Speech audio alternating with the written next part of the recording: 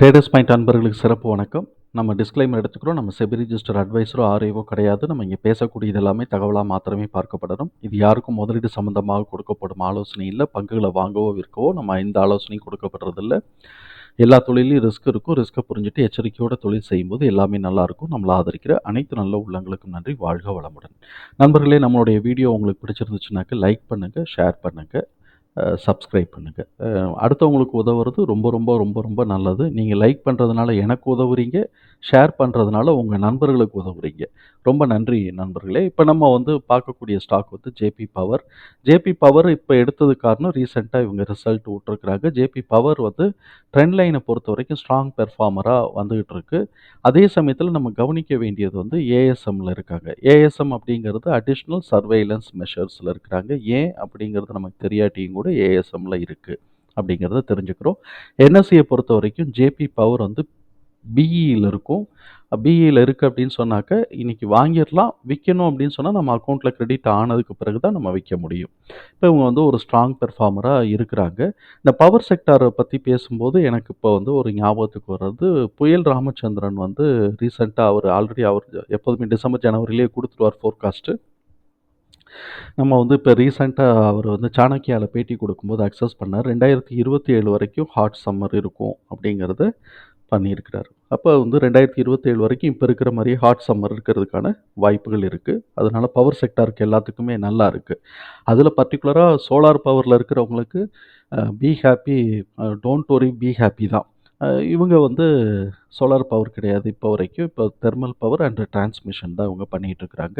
Current price 19.95 இருக்குது. Strong performer. இன்றைக்கி ஒரே நாளில் 95 பைசா ஏறி இருக்குது. இவங்களோட ஃபண்டமெண்டல்ஸை பார்த்தோம்னாக்க டெப்ட் டு ஈக்விட்டி 0.4 இருக்குது. ஸோ இப்போ வித் இது டெப்ட்டு ரொம்ப வித்தின் த லிமிட் இருக்குது, அக்செப்டபிள் லெவலில் இருக்குது. ஸோ இது ஓகே. கரண்ட் ரேஷியோ பார்த்தோம்னா 1.8 இருக்குது. அதனால கரண்ட் லைபிலிட்டியை மீட் அவுட் பண்ணுறதுக்கான ஸ்ட்ரென்த் இவங்களுக்கு பாசிபிலிட்டி அண்ட் ஸ்ட்ரென்த்து இருக்குது. ஆர்ஓசிஇ 19.9, ஆர்ஓஇ 8.9 இருக்குது. இப்போ இது 10 ஆர்ஓசிஇ 10க்கு எபோவ் 10 இருக்குது. இது எபோவ் 8 இருக்குது. ஸோ இப்போ நம்ம மோர் ஆர்லெஸ் நம்ம என்ன பண்ணுறோம், ஓரளவுக்கு நம்ம இது ரிட்டர்ன் நல்லா ஸ்ட்ராங்காக எடுக்கிறாங்க அப்படிங்கிறத நம்ம புரிஞ்சுக்கிறோம். பிஇயை பொறுத்த வரைக்கும் 13.4வும் ப்ரைஸ் டு புக் 1.2வும் இருக்குது. இதில் ரெண்டுமே வித்தின் த லிமிட் இருக்கிறதுனால என்ட்ரி கூட பாசிபிள் தான். நல்ல இது இன்வெஸ்டர்ஸுக்கு நல்ல டைம் என்ட்ரின்னு சொல்லுவோம்.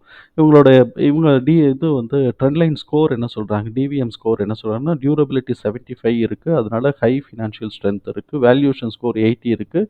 Affordable valuation. ஸோ இப்போ ஃபினான்ஷியல் ஸ்ட்ரென்த்துக்கு ஈக்குவலாக வந்துருச்சு. ஈவன் கொஞ்சம் கூட போயிருக்கு. மொமெண்டம் புல்லிஷ் மொமெண்டம் காட்டிக்கிட்டு இருக்கு. இந்த அனாலிசிஸ்ட் ஜேபி பவருக்கு மாத்திரம் யாருமே எந்த எஸ்டிமேஷனும் போடலை. நம்ம எஸ்டிமேஷனை நம்ம ஃபாலோ பண்ணிக்குவோம். இப்போ நமக்கு பார்த்தோம் அப்படின்னு சொன்னாக்க இந்த பவர் செக்டார் எப்போதுமே பார்த்தோம்னாக்க மார்ச் குவார்ட்டர் கொஞ்சம் கம்மியாக இருக்கிறதுக்கு வாய்ப்புகள் நிறைய. காரணம் என்ன அப்படின்னு சொன்னாக்க செப்டம்பர் மழை ஆரம்பித்ததுலேருந்து நமக்கு ஹோலி வரைக்கும் நமக்கு பார்த்தோம் அப்படின்னு சொன்னாக்க அந்த குளிர் power consumption house hold consumption கம்மியாக இருக்கும். இண்டஸ்ட்ரியலில் மேனுஃபேக்சரிங் செக்டாருக்கு எப்போதுமே அங்கே ஆஃப் பீக் கிடையாது. சில இண்டஸ்ட்ரீஸ் மாத்திரம்தான் சீசனலாக ஒர்க் பண்ணும்போது ஆஃப் பீக் வரும். பட் நார்மலாக ப்ரொடக்ஷனில் இருக்கக்கூடிய எல்லா இண்டஸ்ட்ரீஸுக்கும் ப்ரொடக்ஷன் சைடில் இருக்கக்கூடிய பவருக்கு எந்த ப்ராப்ளம் இல்லை. அது எப்போதுமே ஒரே டிமாண்டில் போய்கிட்டே தான் இருக்கும். இப்போ இண்டஸ்ட்ரி கூட டிமாண்ட் கூடிட்டு தான் இருக்குது. மேக் இன் இந்தியா இந்த அளவுக்கு இன்னும் சோலார் ப்ராஜெக்ட் ட்ரைவ் ஆகலைன்னால இன்னமும் நம்ம 2027-30 வரைக்கும் தெர்மலோட இதை நம்ம இது பண்ண முடியாது. இவங்கெல்லாம் தெர்மலில் தான் வராங்க. அதனால ஜூன் மாத குவார்ட்டரில் எகெயின் திருப்பி ஜூன் அண்டு செப்டம்பர் மாதத்துக்கு ஜூன் மாதத்துக்கு கொஞ்சம் நல்லா இருக்கும். அதாவது ஃபஸ்ட்டு குவார்ட்டர் ரிசல்ட்டு நல்லா இருக்கும். செகண்ட் குவார்ட்டர் ரிசல்ட்டு சில சமயம் நல்லாவே இருக்கும். மழை ஸ்டார்ட் ஆயிருச்சு, டிமாண்டு கம்மியாயிருச்சுன்னா அதுக்கு ஏற்ற மாதிரி மாறும். அப்புறம் டிசம்பர் கொஞ்சம் கம்மியாக இருக்கும். அதை நம்ம பார்த்துக்கலாம். இப்போ இவங்க என்ன பண்ணியிருக்கிறாங்க, போன வருஷம் அதாவது 2022 இதே மாதிரி தான். செப்டம்பரை பற்றி தெரியல, இந்த டிசம்பர் கூடியிருக்கு. டிசம்பரை காட்டிலும் மார்ச் கூடியிருக்கு. மார்ச்சை காட்டிலும் ஜூன் கூடிருச்சு. ஆனால் போன வருஷம் 2023 பார்த்தோம்னா மார்ச்சை காட்டிலும் ஜூன் கூடிருச்சு, செப்டம்பர் குறைஞ்சிருச்சு, டிசம்பர் கூடிருச்சு.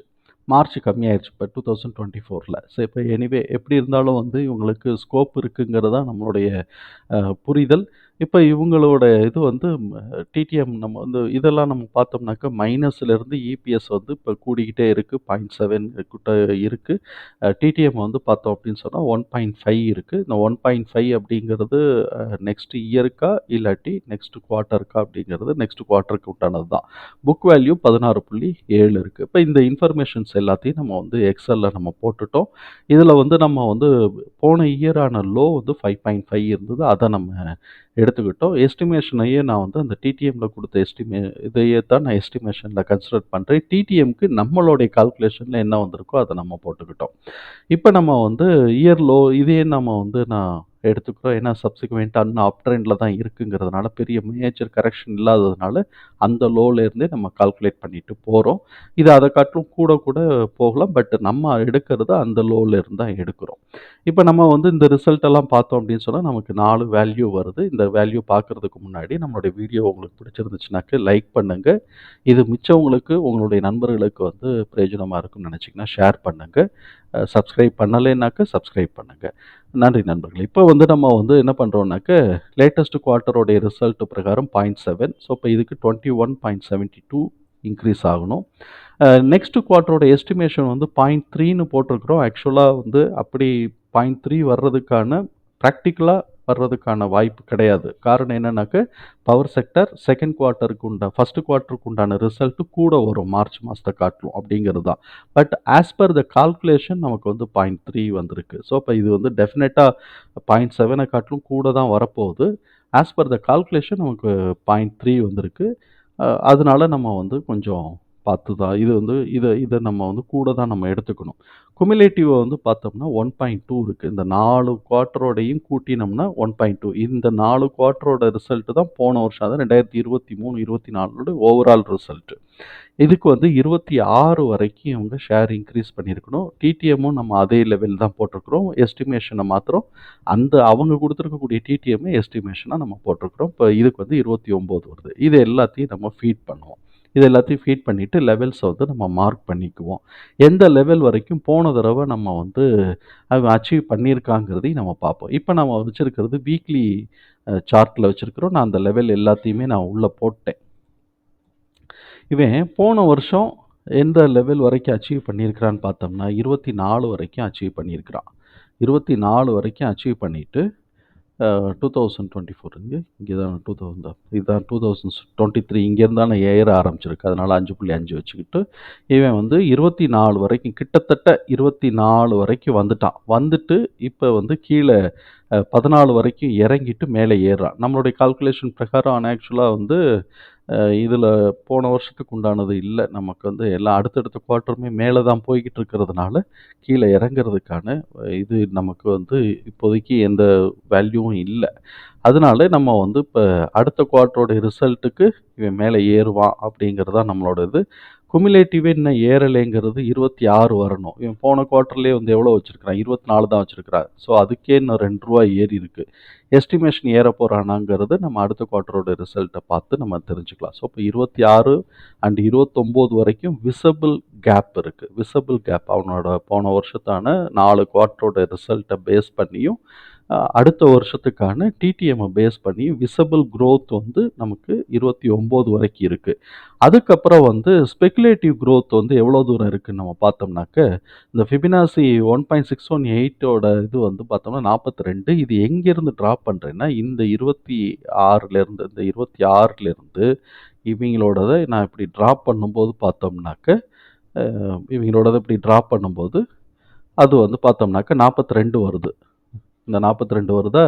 ஏன் நான் இந்த வேல்யூ எடுத்துக்கிட்டேன்னா, ஓவராலா அப்படி இருக்கு. ஆனா இதிலிருந்து இத உடைக்கும்போது இதோட 1.5 அதுக்கப்புறமா ஒரு சின்ன கரெக்ஷன் வந்துச்சுனாக்கா, அது இந்த இந்த ஃப்ளாட்ட உடைக்கும்போது இதோட 1.5 அப்படியே ஸ்டேஜ் பை ஸ்டேஜா சைக்கிள் ஸ்பைரல் ஆகிட்டே போறதுக்கு வாய்ப்பு இருக்கு. அதனால இப்போதைக்கு இந்த இடத்துல மாத்திரம் ஒரு ஃப்ளாட் ஆகிட்டு யூ வருதுங்களா, அப்புறம் இந்த இடத்த உடைக்கும்போது ஒரு யூ வருமா, அப்புறம் நம்ம இதை உடைச்சிருச்சுன்னா அப்புறம் நம்ம இங்கேருந்து நம்ம ஃபிபனாசி போட வேண்டியதான். இது வீக்லியில் இருக்குது. எவ்வளோ காலம் ஆகும்னு தெரியாட்டியும் கூட விசபிளாக நமக்கு வந்து 29 வரைக்கும் இருக்குது. இப்போ இந்த குவார்ட்டர் வரைக்கும் நமக்கு ஸ்பெக்குலேட்டிவா வந்து 42 வரைக்கும் போறதுக்கு வாய்ப்புகள் இருக்கு. விசிபிளாங்கிறது 26, 29 ஒரு எஸ்டிமேஷன் தானே தவிர்த்து, அது ஸ்பெகுலேட்டிவ்னு சொல்லலாம். இல்லாட்டி எஸ்டிமேஷன்னு சொல்லிக்கலாம். பட் வந்து இது வந்து ஃபிபனாசில வந்து ஸ்பெகுலேஷன்.